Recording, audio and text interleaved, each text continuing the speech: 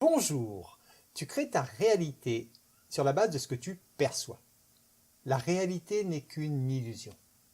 Un film que tu regardes. Tu dois construire ta réalité au quotidien.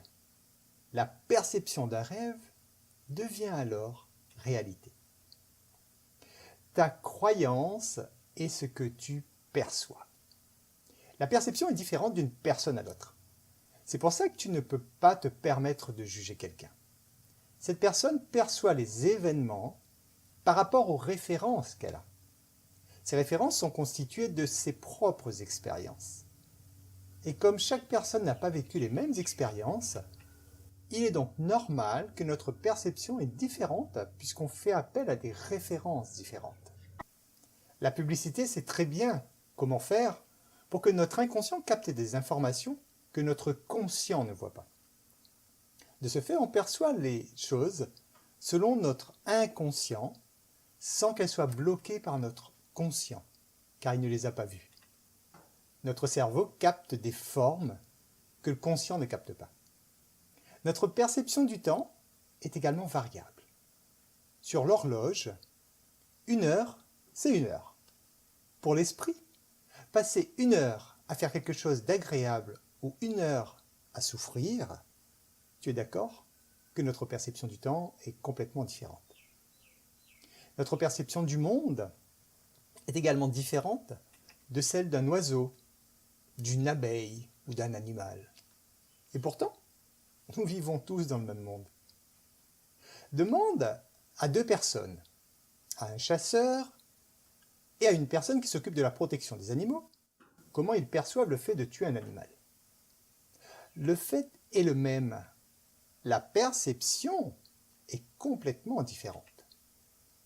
Ton cerveau capte les informations à travers tes 5 sens et construit ton image mentale du monde qui est alors stockée dans ton inconscient. Il y a de très nombreuses expériences scientifiques qui ont été réalisées jusqu'à ce jour dans le but de mieux comprendre comment fonctionne l'humain. Par exemple, on fait apparaître alternativement 2 points sur un écran, l'un au-dessus de l'autre. Les yeux voient donc ces 2 points l'un après l'autre. Quand l'information arrive au cerveau, celui-ci fait une relation entre les 2 points et nous percevons alors comme si l'objet était en mouvement.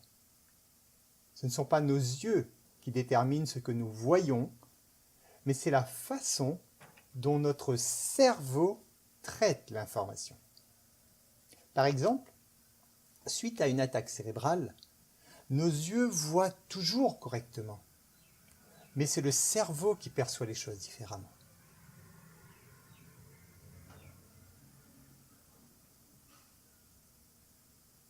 Notre réalité est donc une réalité perçue.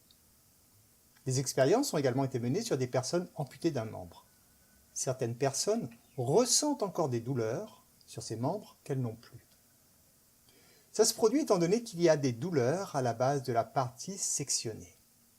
Le cerveau ne comprend pas ces informations et recherche donc dans l'inconscient les informations stockées. Dans l'exemple du bras, la thérapie qui est utilisée consiste à placer un miroir afin que la personne voie l'image de son autre bras, le bras qui lui reste. Pour ça, en plus de ce que ses yeux voient, la personne doit se représenter son bras manquant dans sa tête.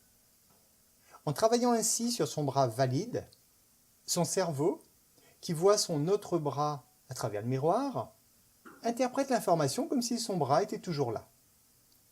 Le même exercice est utilisé pour des personnes qui ont une paralysie de la main, par exemple. Le fait de voir sa main bouger dans le miroir indique au cerveau que sa main peut bouger.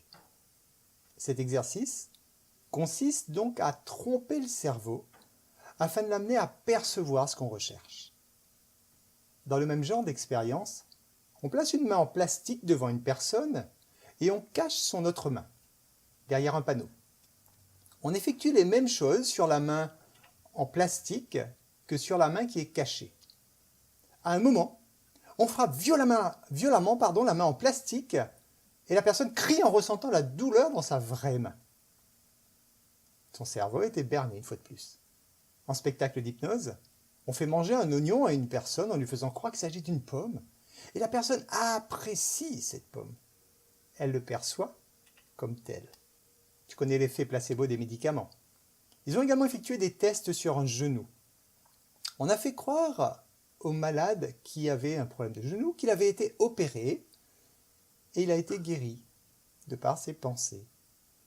Lorsqu'on stimule une zone du cerveau, une partie physique du corps est activée. Cette stimulation peut provenir de nos sens, mais également par nos pensées.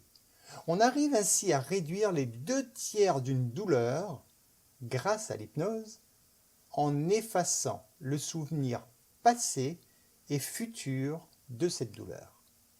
En ne gardant que la douleur présente, on a donc supprimé les 2/3 de cette douleur. Un médecin qui travaille sur la réduction de la douleur a fait cette expérience. Il s'est fait engourdir le bras. On a placé son bras quelques instants en partie haute, puis on le pose sur une table et on met un objet sur son bras. Quand il ouvre les yeux, il voit bien que son bras est posé sur la table. Donc ses yeux voient correctement son bras. Dès qu'il ferme les yeux, il perçoit son bras en haut. Son cerveau a gardé l'information que son bras était en haut. En chirurgie, de plus en plus de personnes se font anesthésier sous hypnose et évitent ainsi donc les anesthésies générales. L'hypnose modifie la perception et la personne n'a plus la même capacité d'analyse de la situation. Grâce à la technologie, on utilise également la réalité virtuelle. On place des lunettes caméra sur les yeux d'une femme. Dans cette caméra, elle voit son dos. Ce qu'on ne lui dit pas, c'est que l'image qu'elle voit de son dos n'est pas l'image en temps réel. Elle observe donc l'image de son dos et il ne se passe rien de particulier. En réalité, pendant qu'elle visualise cette image de son dos, une personne est en train de passer un objet sur son dos, mais elle ne sent rien. Son cerveau est persuadé qu'il ne se passe rien de particulier et donc il n'envoie aucun signal aux muscles. La réalité virtuelle est maintenant utilisée dans les cinémas dynamiques. Et si tu as vécu déjà ce type d'expérience, tu seras d'accord avec moi que même si consciemment tu sais qu'il s'agit d'un film, ta perception te laisse penser que tu vis réellement la situation. Il est également défini qu'avant l'âge de 10 ans, une partie du cerveau de l'enfant, le cortex dorsal, n'est pas totalement activée. Et lorsqu'il est exposé au monde virtuel, télévision, jeux vidéo, internet, il subit un danger pour son développement affectif. Si tu fais partie de ceux qui veulent changer le monde, commence par changer ta perception du monde. Je te laisse continuer ta séance de relaxation et de visualisation créatrice.